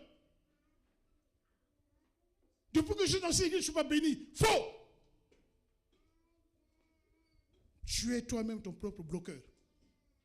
Ta propre bloqueuse. Ce n'est pas l'église. Ce n'est pas le pasteur. Déjà, moi, la parole de Dieu m'interdit de prononcer des paroles de malédiction sur quelqu'un. Mais comment je vais te bloquer? Comment je vais te bloquer? Déjà, en le disant, en le faisant, si quelque chose se passe, tu m'as fait du mal, moi je n'ai rien, je n'ai pas réagi, et qu'il y a des choses qui se passent, ça veut dire que, donc c'est-à-dire, moi Jean Bikoumou, parce que c'est moi, je veux me mettre à genoux, je veux prier, parce que, voici Seigneur, ce que m'a fait Laura, vraiment, en tout cas, tu le réponds, il faut que Laura... Oh, Laura commence à le vivre. Dieu exauce ma prière. Dans ce cas, alors, je prononce des paroles de malédiction et Dieu est en train d'exaucer. Dieu devient injuste. C'est ton attitude. C'est toi-même qui te fait bloquer. J'ai vu qu'on peut dire des choses. Dieu va écouter, Dieu va entendre. Mais il est juste. Ça veut dire que s'il répond à cette prière, c'est que c'est une prière juste. Je ne peux pas être un bloqueur de quelqu'un, de qui que ce soit. Ah oui. Ce n'est pas l'Église qui te bloque. Tu es ton propre bloqueur, bloqueuse toi-même. C'est par cela que je termine ma méditation. J'étais, c'est vrai, long. Il fallait le dire. Si tu veux venir à Epac, viens. Trouve ton bonheur. Trouve ta joie d'être en communion fraternelle des frères et des sœurs. Personne ne te bloquera ici. Il arrive qu'on peut se frotter. Là où les humains restent, il y a toujours des choses comme ça. Mais on se pardonne réciproquement. On passe ces choses. Mais si tu demeures dans ça, eh bien, tu te constitues un blocage toi-même. Que Dieu bénisse sa parole. Je donne la place à Louange parce que je suis un peu fatigué pour donner la Sainte Seine.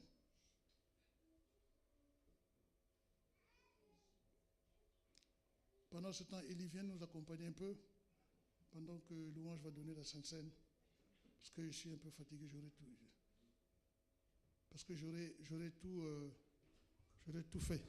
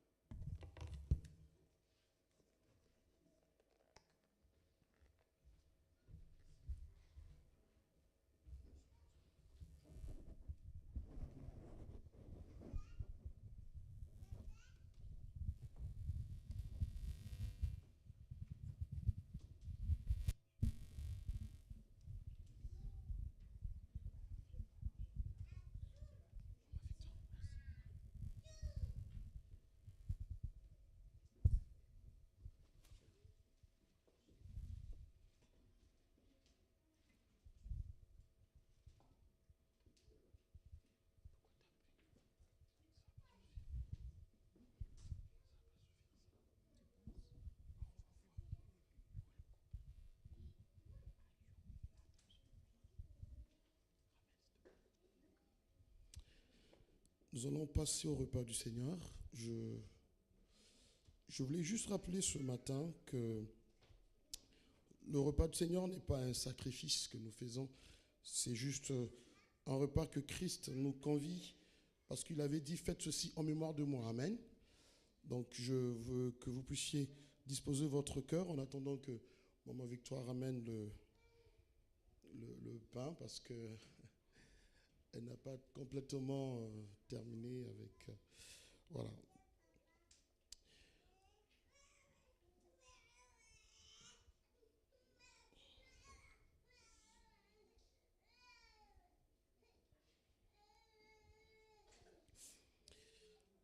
Les choristes, est-ce que vous pouvez venir? On va chanter pour introduire ce moment du repas du Seigneur, le chant qui était prévu.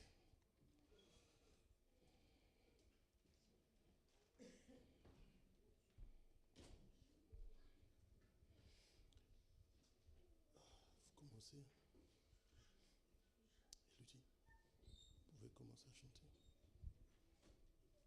Au-dessus des rois et des royaumes, au-dessus de la nature, la création, au-dessus de toute sagesse humaine,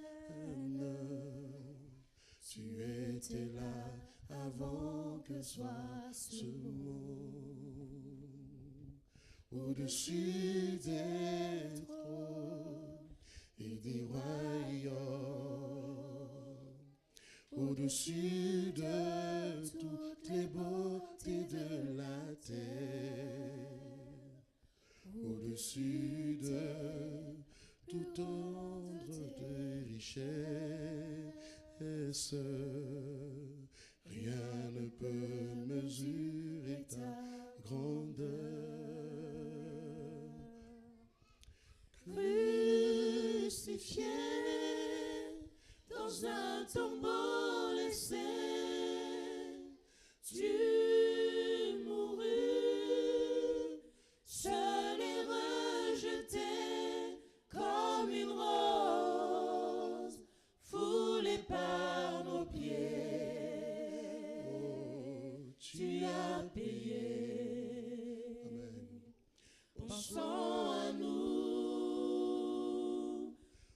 au-dessus de tout.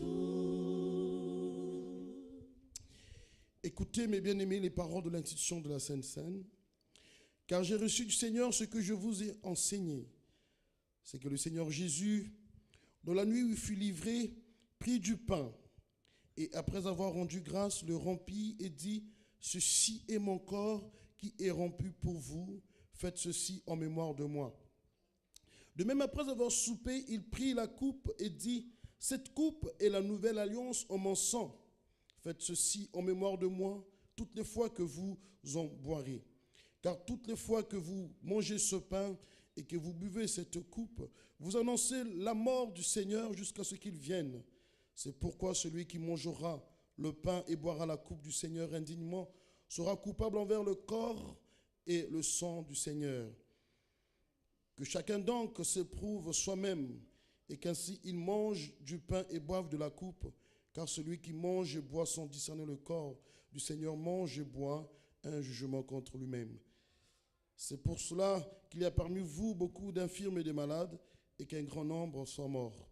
C'est à travers ce texte que je demande à tous ceux qui sont baptisés, qui ont mis leur vie en ordre ce matin, de se tenir debout. Nous allons partager ensemble le pain qui symbolise le corps de notre Seigneur Jésus-Christ et le fruit de la vigne qui symbolise son sang. Vous pouvez faire le deuxième refrain, le deuxième couplet, s'il vous plaît. Au-dessus des trônes et des royaumes, au-dessus de toutes les bontés de la terre. Tu peux commencer à réaliser les paroles de cette chanson pour comprendre que Christ est allé à la croix pour nous et pour nous purifier, nous laver par son sang précieux. Personne ne te condamne pour participer à la table du Seigneur. Crucifié dans un tombeau laissé, tu mourus, seul et rejeté comme une rose, foulée par nos pieds. Tu as payé. Pensons à nous, au-dessus de tout. Mes bien-aimés, le pain que nous rompons ce matin est la communion avec le corps de notre Seigneur et Sauveur Jésus-Christ. Il y a un seul pain et nous sommes tous unis autour de ce pain.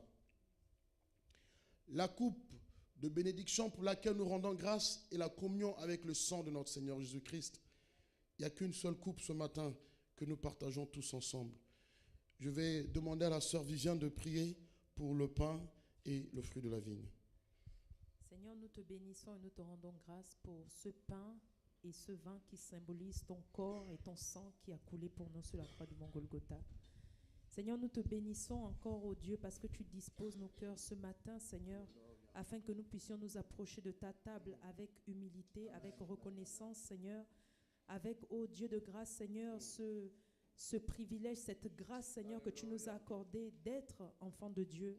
Merci encore, ô Dieu, de bénir ces éléments et merci encore, ô Dieu de grâce, Seigneur, de bénir nos corps, Seigneur, encore qui vont recevoir ces éléments. Merci, Père éternel, pour ces moments bénis. Laisse que encore d'autres, Père éternel, qui n'ont pas encore décidé, Seigneur, puissent se joindre à nous afin que nous puissions communier ensemble.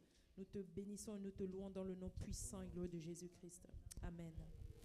Crucifié Dans un tombeau laissé, tu mourus, seul et rejeté comme une rose, foulée par nos pieds. Tu as payé. Pensons à nous, au-dessus de tout. Tu fus crucifié dans un tombeau laissé. Tu mourus,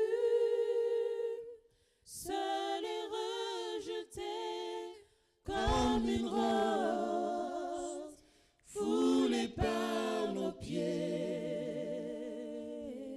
Tu as payé. Pensons à nous. Pensons à nous. Alléluia.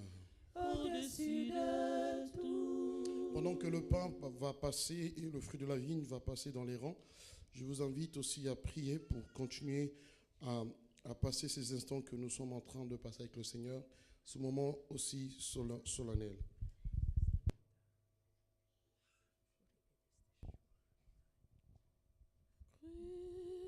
Crucifié dans un tombeau laissé, tu mourus, seul et rejeté comme une rose foulée par nos pieds. Tu as payé. Pensons à nous au-dessus de tout.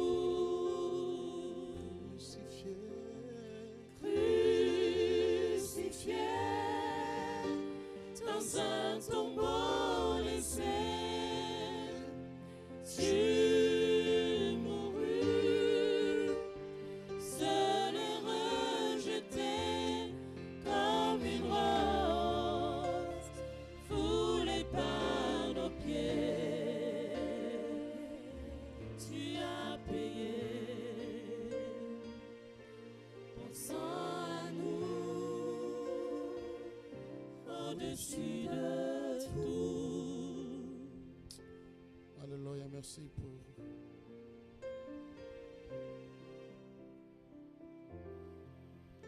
C'est pour l'œuvre de la croix. Tu peux prier là où tu es, tu peux lever ta voix.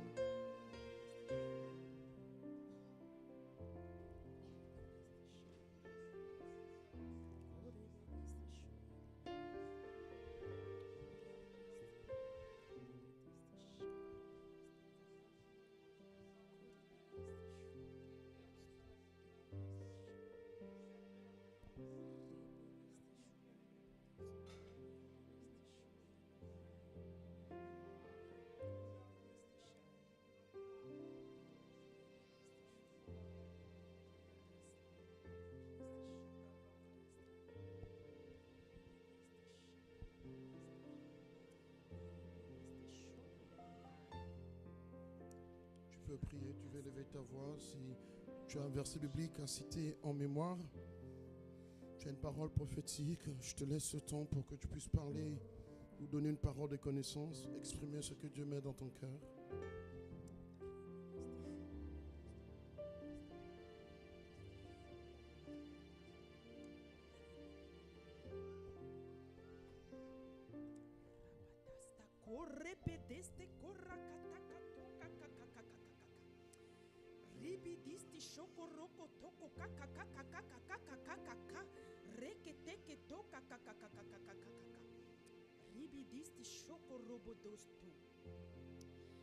Ma fille, je n'aime pas le mensonge.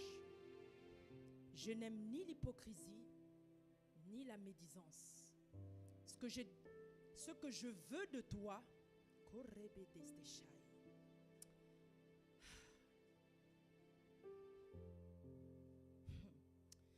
ce que je veux de toi, c'est la vérité, la sincérité.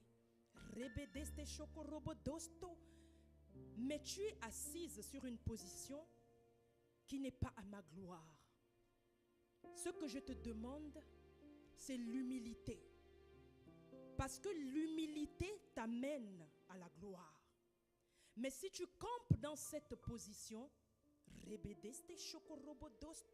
les choses ne vont pas s'arranger.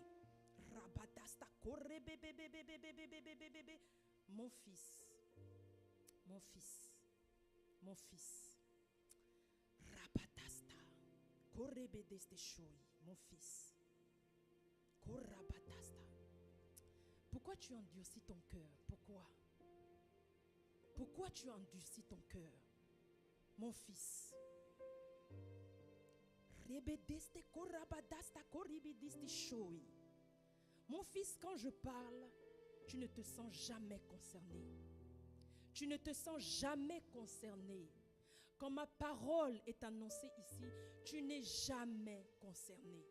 Rebedeste shokorobodosto, mon fils, ribidistiko rabadasta, reconsidère les chemins par lesquels, les chemins que toi tu as empruntés.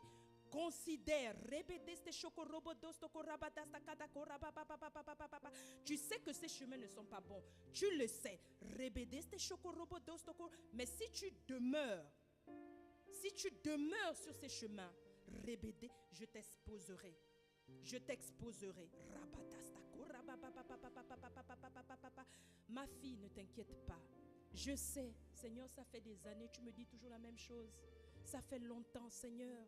Je suis là, mais Seigneur, regarde, le temps passe. Ma fille, ne t'inquiète pas. Ma parole qui a été annoncée dans ta vie, elle va s'accomplir.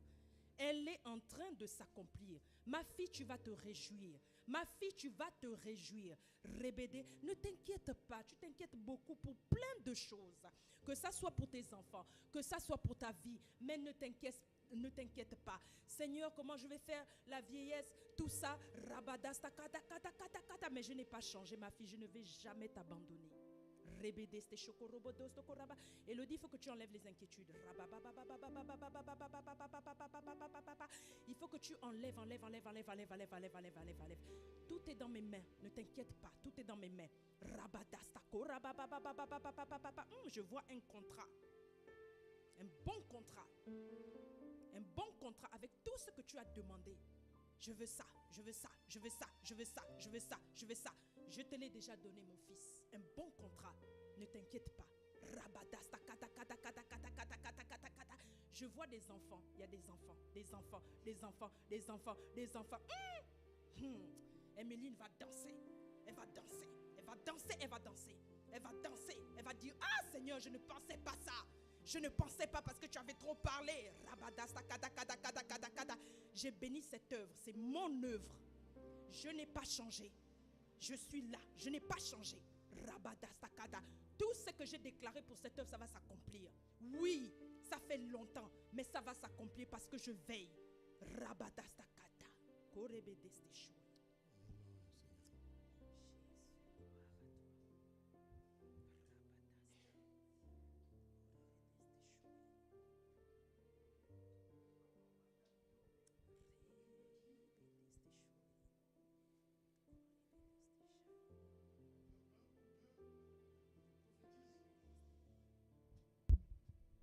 Que un ou deux prophétisent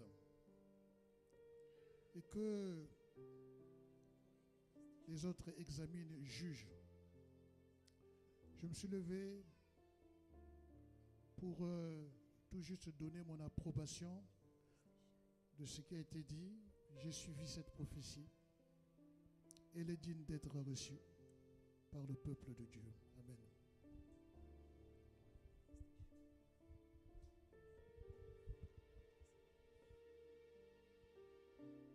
Seigneur, nous te disons merci pour ces instants que nous passons dans ta maison. Nous avoir invités à ta table, nous avons partagé ce dont nous avons réservé devant toi, même si elle est faite de mains des âmes. C'est sur cette table que nous avons retrouvé la communion, l'amour, la paix, la guérison. Que ton nom soit béni, Seigneur. Que l'honneur et la gloire soient à toi seul. Au nom de Jésus de Nazareth. Amen. Amen. Amen. Amen. Est-ce qu'on peut acclamer le Seigneur ce matin? Nous allons nous lever, on va apporter les offrandes. Avant ça, je vais peut-être nous donner les annonces rapidement pour qu'on puisse terminer directement avec les offrandes. Donc, les annonces, c'est que nous avons réservé, pour l'instant, nous sommes en train de voir le mois d'avril pour aller à Rebot. Donc, merci de commencer les inscriptions. Venez vous inscrire. En avril, on se déplacera à Rebot. C'est une retraite de l'église locale de Mérignac. Ok? C'est notre retraite à nous où nous partons voir, chercher la face de Dieu. Donc, je vous invite de vous inscrire maintenant pour qu'on puisse s'organiser. Dimanche prochain, je viendrai avec une date. Dimanche 1er décembre, non, dimanche 4 décembre, on va, avec les jeunes ici, faire notre culte des jeunes. Donc j'invite tous les jeunes de venir ce samedi, ça sera le samedi 26, de venir à la réunion des jeunes. On aura une réunion le 26. Donc tous les jeunes, vous êtes invités le 26 ici à l'église. On va préparer le culte du 4 décembre qui est un culte des jeunes. Ça c'est la deuxième annonce que j'avais. Une troisième annonce, c'est que le lundi 19, 20, 21, 22, 23 décembre, nous serons en jeûne et prière. Donc, si vous voulez commencer plus tôt, c'est comme vous pouvez. Mais nous allons jeûner le 19, le 20, le 21, 22, 23. Parce que le 24 décembre, c'est le réveillon du Noël. Et le 25, ça sera la fête Noël. Mais nous allons nous retrouver pendant une semaine pour une semaine d'action de grâce et de jeûne et prière. Et le réveillon le 31 qui est un samedi. Voilà. Je vous invite de vous tenir debout pour qu'on puisse apporter des offrandes. Et à la fin, nous allons prier pour terminer le culte.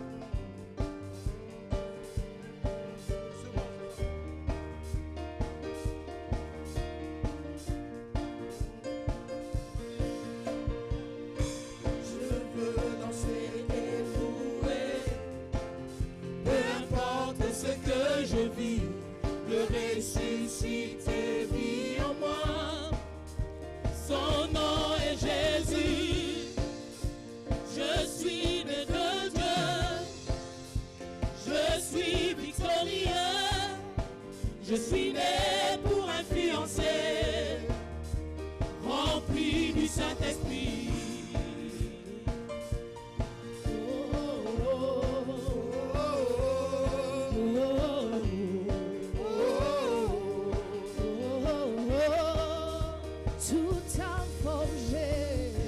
Tout a forgé contre moi, et nul est sans effet.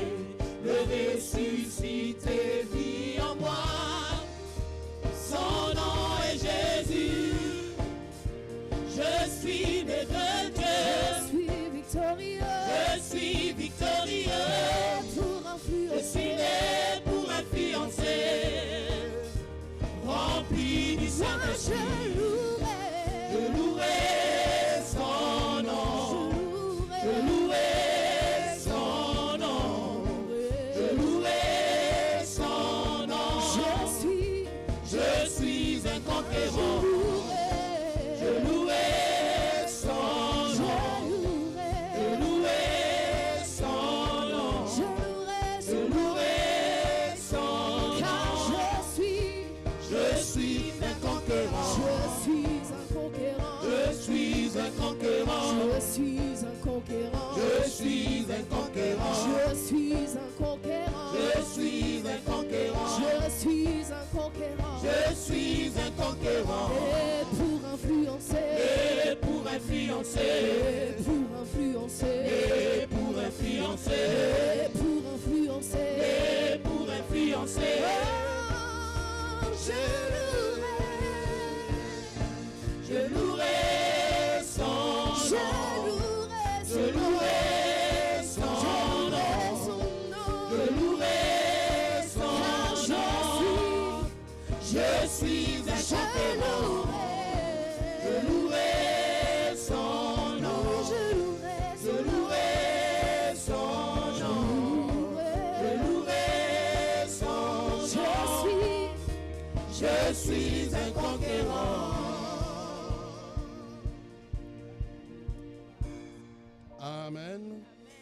inviter la sœur Laura si elle veut bien prier pour les offrandes.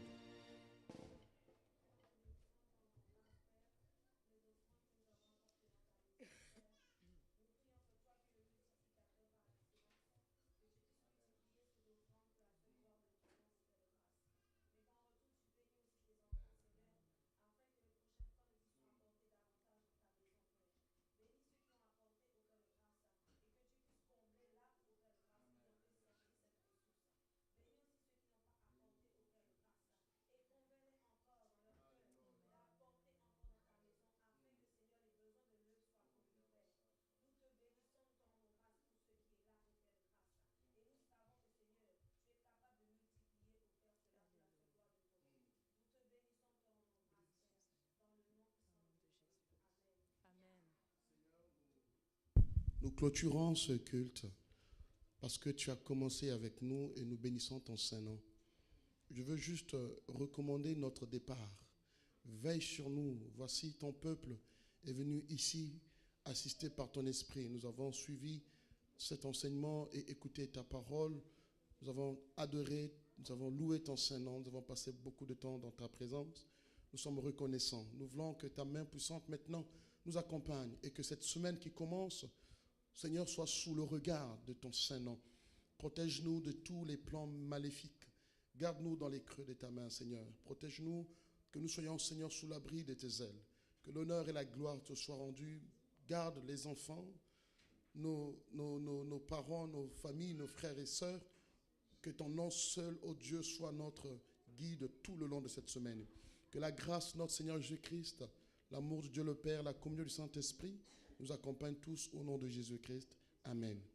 Allez dans la paix du Seigneur, que Dieu vous bénisse.